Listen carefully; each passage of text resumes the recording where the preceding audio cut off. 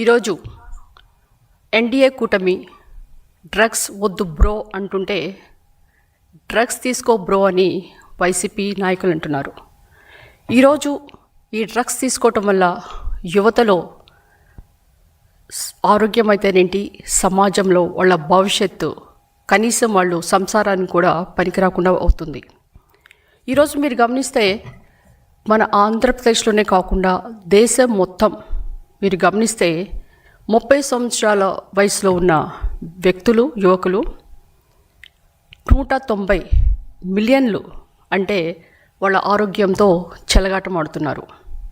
ఈరోజు మీరు గమనిస్తే ఈ డ్రగ్స్ అనేవి ఎల్ఎస్డి, గంజా, ఎండిఎంఏ, ఈ డ్రగ్స్ ఎలాంటి ఉంటాయంటే ఈ సైకో యాక్టివ్ డ్రగ్స్ అంటే మన బ్రెయిన్ పైనే దాని ప్రభావం చూపిస్తాయి.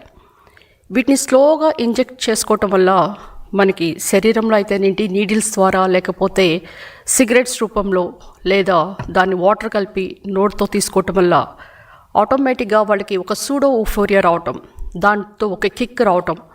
మరి నార్మల్గా మనము ఎప్పుడైనా డిన్నర్స్కి వెళ్తే భోజనాలు అవన్నీ తర్వాత సంగతి, కానీ ఈ యొక్క డ్రగ్స్ లేనిదే ఆ పార్టీ అనేది రేవ్ పార్టీస్ కిక్ అయి ఉండవు. ఎందుకంటే ఈ రేవ్ పార్టీస్ వల్ల చాలామంది యువతలో ఎలాగా వాళ్ళు గంజాయికి బానిసయ్యారు, డ్రగ్స్కి, మాదక ద్రవ్యాలకి బానిసయ్యారనేది మనం చాలా పేపర్లోనూ డైరెక్ట్గా టీవీ ఛానల్స్లో కూడా చూసాం.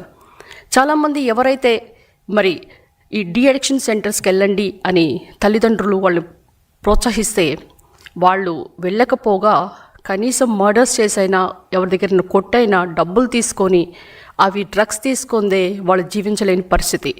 ఎప్పుడైతే మనం డ్రగ్స్ని విత్డ్రా చేస్తామో వాళ్ళకి డెలీరియం ట్రిమ్మర్స్ అంటారు. అంటే ట్రిమ్మర్స్ అంటే చేతులు వణకటం. ఇలా స్టార్ట్ అయినప్పుడు వాళ్ళు ఒక సూడో యాక్టివ్గా అయిపోయి వాళ్ళు ట్రిమ్మర్స్తో వాళ్ళు సరిగా భోజనం కూడా తీసుకోక వాళ్ళు ఫిట్స్తో బాధపడుతుంటారు. అంటే స్లోగా ఈ డ్రగ్స్ని వాళ్ళకి అలవాటు చేసి కాలేజెస్ అయితేనేంటి, ఇంజనీరింగ్ కాలేజ్ ఎస్పెషలీ హాస్టల్స్, ఇవన్నీ టార్గెట్ చేస్తూ మరి ముఖ్యంగా ఈ యొక్క వైసీపీ విశాఖ జిల్లాకు సంబంధించిన student union president Pulagam Kondareddy అనే వ్యక్తి, మరి ఆయన ఎంఎస్సి చదువుతూ లేదా ఎంబీఏ చదువుతూ, మరి ఆయన ఒక పోస్ట్ గ్రాడ్యుయేషన్ చదువుతూ డ్రగ్స్కి బానిసై ఆయన ఏ విధంగా ఈ రాజకీయవేత్తలకి డ్రగ్స్ సరఫరా చేశారో, మరి ఆయన జగన్కి, అమర్నాథ్ రెడ్డికి ఏ విధంగా క్లోజో, మరి ఆయన హయాంలోనే 5 సంవత్సరాలు మరి ఇంజనీరింగ్ కాలేజెస్ అయితే ఏంటి, హాస్టల్స్, మరి యువతకి ఏ విధంగా డ్రగ్స్ సరఫరా చేశారనేది మనం గమనించాలి. మరి యూనియన్ ప్రెసిడెంట్ అంటే యువతకి ఒక ప్రెసిడెంట్గా ఉండి దిశానిర్దేశం చేసి యువత భవిష్యత్తుకి బాటలు వేసి వారు చదువుకొని ఏ విధంగా అబ్రాడ్లో ఉద్యోగాలు సంపాదించాలి. ఎందుకంటే మనం విశాఖ అనేది ఒక ఐటీ హబ్గా, ఒక టెక్ పార్ట్గా, గూగుల్ డ్రైవ్తో మనం 1,33,000 ఉద్యోగాలు నారా లోకేష్ గారు ఎంతో కష్టపడి విశాఖ తీసుకొని వస్తే, విశాఖని ఒక ఐటీ హబ్గా చేయాలని కలలు కన్నా లోకేష్ గారి కలలను సర్వనాశనం చేస్తూ విశాఖని ఒక డ్రగ్స్ రాజధానిగా చేయడానికి వాళ్ళు కంకణం కట్టుకున్నారు. మీరు ఎప్పుడైనా ఒక టెర్రరిస్ట్ని గమనిస్తే వాళ్ళు వాళ్ళ ఖర్చుల కొరకు ఏం చేస్తారు, మారణాయుధాలు అమ్ముతారు, లేదంటే డ్రగ్స్ సరఫరా చేస్తారు, లేకపోతే కల్తీ డ్రగ్స్, ఇలాంటివి ఫేక్ డ్రగ్స్ బై ఛాన్స్ దొరకవచ్చు కొన్ని సందర్భాల్లో.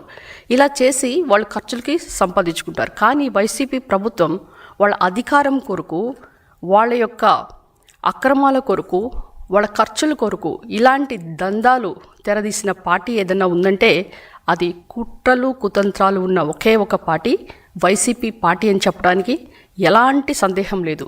ఎందుకంటే మనం ఇప్పుడు చెప్పింది కాదు, జగన్ పాలనలోనే 4,000 మంది యువత మరి ఆత్మహత్యలు చేసుకున్నారు.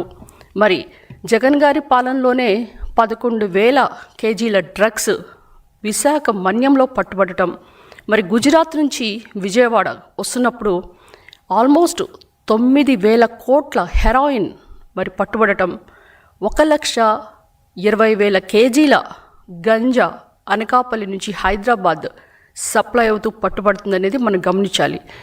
దేశంలో ఏ మూలను చూసినా గంజాయి పట్టుబడిందంటే అది ఆంధ్రప్రదేశ్లోనే. అంటే గత 5 సంవత్సరాలు గంజాయి ఆంధ్రప్రదేశ్గా ఒక గంజాయి హబ్గా చేసిన ప్రభుత్వం వైసీపీ ప్రభుత్వం. ఈరోజు మరి ఆ పులగం కొండారెడ్డి యొక్క స్నేహితుడు రోహిత్, మరి ఆయన వాగ్మూలంలో మనం గమనించాలి. ఆయన పట్టుబడ్డప్పుడు నేను 3000 పార్టీలు పులగం కొండారెడ్డితో కలిసి చేసుకున్నాను. ఎందుకంటే ఒక్కొక్కసారి మనము ఎండిఎంఏతో లేదంటే అవి దొరకకపోతే ఎల్ఎస్టీతోనో గంజాయితోనో వేరే మద్యంతోనో పార్టీలు చేశామని ఆయన స్వయంగా స్టేట్మెంట్ ఇచ్చాడు. ఈ విధంగా చూస్తుంటే మరి మీరు ఈరోజు యువతను పిలిచి మీ యొక్క సో కాల్డ్ ఎక్స్ సీఎంఓ ప్యాలెస్లో, తాడేపల్లి ప్యాలెస్లో మీటింగ్ పెట్టారంట జగన్మోహన్ రెడ్డి గారు. మరి మీరు ఈ యొక్క డ్రగ్స్ సరఫరా చేస్తున్న, గంజాయి సరఫరా చేస్తున్న వ్యక్తి ఈ యొక్క స్టూడెంట్ యూనియన్ ప్రెసిడెంట్ పులగం కొండారెడ్డిని పట్టుబడిన ఈగల్ టీంకి మీరెందుకు సస్పెండ్ చేయలేదు? ఇలాంటి వ్యక్తుల్ని మీరు చంకన వేసుకొని తిరుగుతుంటే మీరు రాష్ట్ర ప్రభుత్వానికి ఎలాంటి సంకేతాలు ఇస్తారు?